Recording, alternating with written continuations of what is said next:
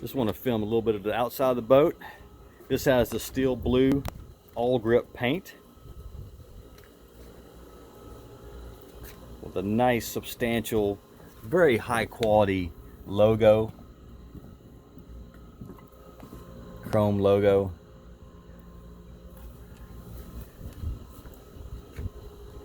It has a 23-degree dead rise at the transom.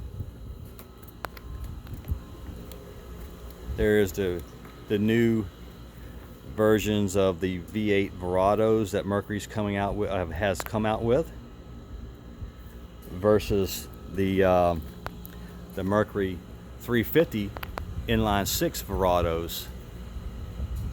Those are 350 horsepower.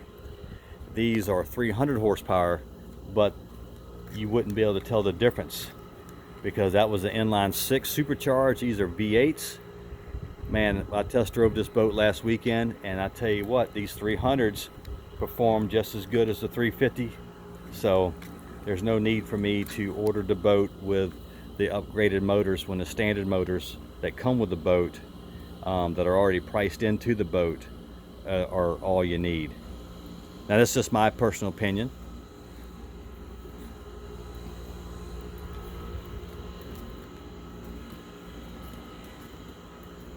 Very beautiful boat. It's got nice, but they redesigned the looks of this boat when they stopped making the 320, when they came out with the 330 in 2016. Totally redesigned the hull.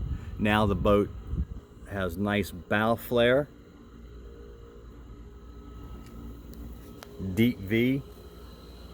Oh, this is the reason why I'm getting a Boston Whaler. When this boat came out, this boat looks like 100 miles an hour just sitting still.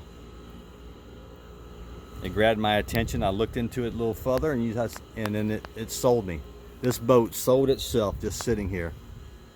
And then when I did the research and finally, looked into Boston Whaler and seen how they built their boats, because I was always a Contender or a Regulator or a CV or an old Formula 233 man, with 24-degree dead rise, at the transom, and and that style look. But when they came out with this boat, yeah, this is what I chose.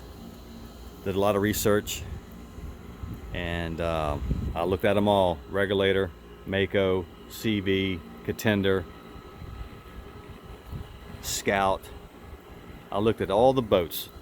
Cobia, the 320 Cobia, looked at that, the Robalo 302. I looked at all those boats, and I tell you what, I'm going to go with the 330 Outrage from Boston Whaler.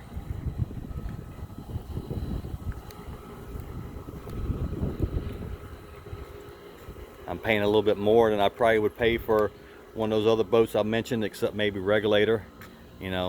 They're a little pricey, but at least I know I'm not going to go down.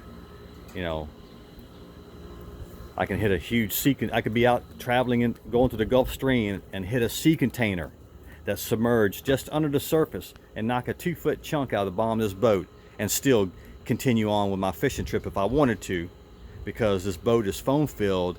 I'm not going to take on water, and it's going to continue floating as if normal. I just have to have a substantial fiberglass work when I get back home. But that's the reason why, I chose to go with this boat.